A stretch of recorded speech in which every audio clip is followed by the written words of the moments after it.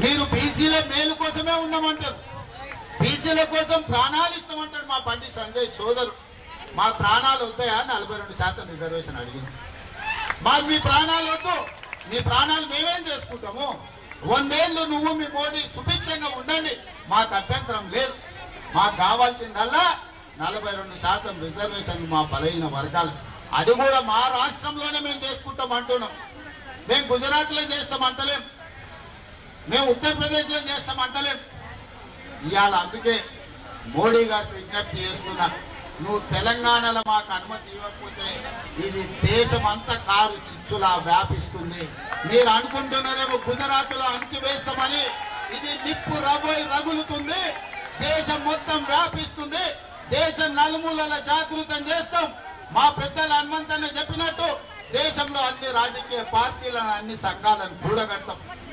మీరు ఎట్లా ఢిల్లీలో గద్దె మీద ఉంటారో మేము కూడా చూస్తాం.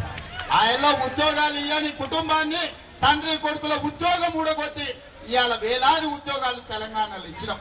బలైన వర్గాల రిజర్వేషన్ మీరు ఇవ్వకపోతే మీరు మా డిమాండ్ కు దిగన్న రావాలి, లేకపోతే మీరు దిగన్న పోవాలి. మోడీ గారు మీకు తప్పదని నేను చెప్పదలుచుకున్నా.